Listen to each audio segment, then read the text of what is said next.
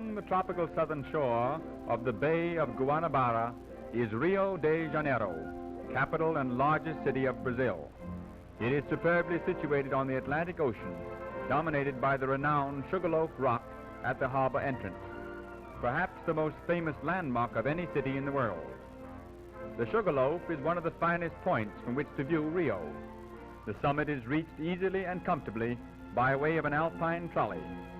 Small cars, suspended on cables, transport passengers from the ground to the top of the rock in a few minutes, unfolding a continuous panorama of towering mountain peaks which rise more than 3,000 feet above the sea and make the great Latin American city one of the most beautiful in the world.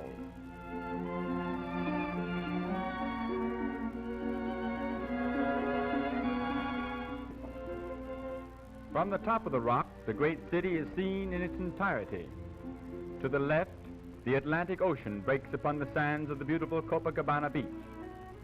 The better residential sections cluster about the bases of the mountains in the shadow of Corcovado, a dominating pinnacle rising above Botafogo Bay and surmounted by the gigantic stone figure of the Christ.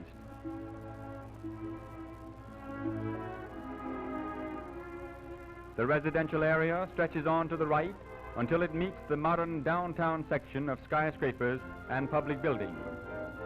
Rio de Janeiro, once jewel of Portugal's colonial kingdom, then for 67 years imperial capital of an independent empire, is today seat of the government of Brazil, a country the area of which is greater than the 48 United States of America and the fourth largest country in the world.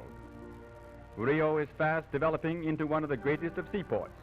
Its piers and warehouses stretch along a harbor whose 30 square miles can accommodate any ship that floats and make even the world's largest liner appear like a toy boat in a pond.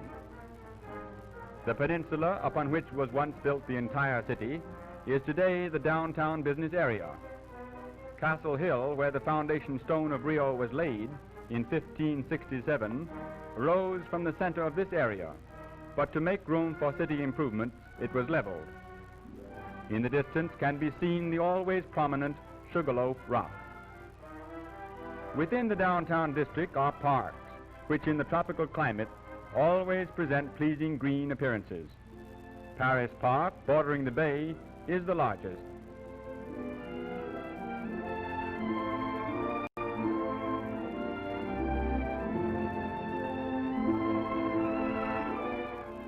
One of the show spots of Rio is the celebrated Mangué Canal, lined with 4 rows of towering royal palms. The canal was constructed mainly to drain away tropical rains and lessen the breeding of mosquitoes, and also as a waterway for the transportation of produce. For practical reasons, it was never completed as planned, but is preserved as a beautifying asset of the city. There are numerous other palm-lined avenues in Rio. Notably among them is the Rua Pesando, bordered with 199 slender giants. It leads from the Botafogo Bay to the Isabella Palace, a mansion used as a residence for distinguished guests of the government. Among Rio's modern improvements was the demolition of 638 houses and the completion within 6 months of the superb Avenida Rio Branco. The tree-lined avenue divides the business district and is the main thoroughfare of the city. It is the pride of the Brazilians and presents a picture of busy activity from early morning until late at night.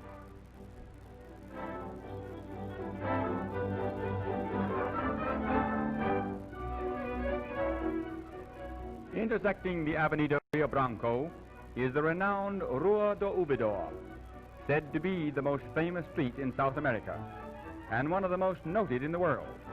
It is less than 1/2 mile long and not 10 feet wide from curb to curb, and through it no wheeled vehicles are allowed. It is a shopping street which caters to elegant and expensive taste, and it is claimed no finer articles than from the fashionable shops of the Ouvidor can be found anywhere in the world. Through the Avenida Rio Branco, no commercial vehicles, save buses and taxis, are permitted after 4 p.m. The avenue is a favorite promenade of the Brazilians. There is an old law that prohibits one walking in the street without a coat, and though it is not enforced, passengers are forbidden to ride in first-class tram cars without collar and tie, shoes and socks. Persons not properly attired must ride in second-class cars to the rear. Near the end of the Avenida, fronting upon a small park, is the Municipal Theater and Grand Opera House, which was built at a cost of over $5 million. Facing upon the park are also a group of tall buildings, motion picture houses and cafes, an amusement block called Cinelandia.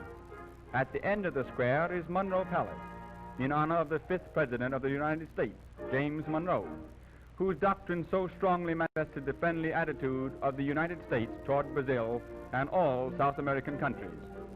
Before it, as in other parts of the city, are black and white mosaic pavements, copies of the sidewalks of Lisbon in Portugal.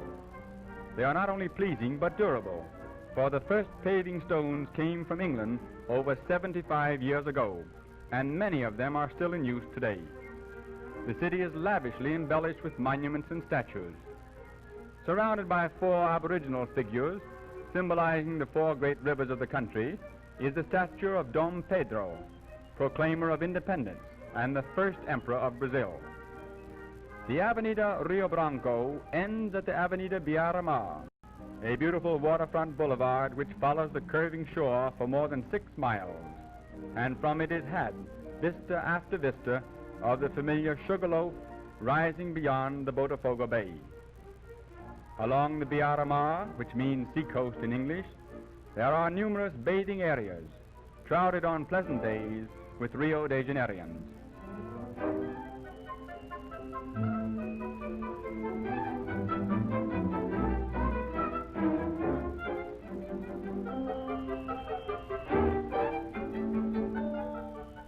The most beautiful bathing site of Rio is the curving Copacabana Beach.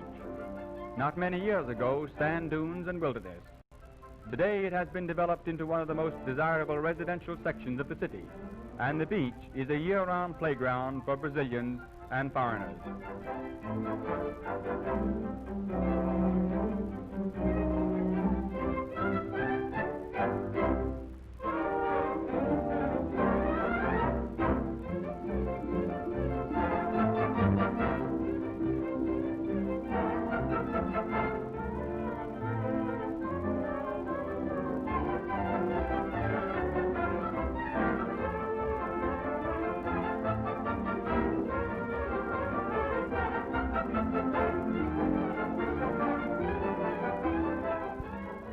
The second of the 2 outstanding landmarks of Rio is the perpendicular rocky peak Corcovado, the Hunchback, which looks down upon the city from a height of 3,312 feet.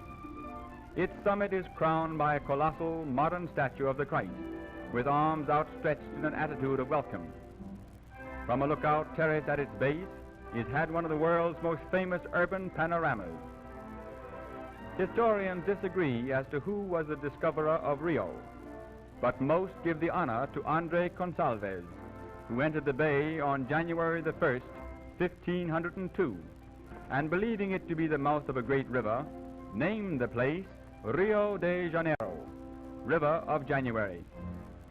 Since the first permanent settlement in 1558, the shores of the Bay of Guanabara have slowly been changed from forest and jungle to become one of the great capitals of the world and one of the most beautiful cities of all time.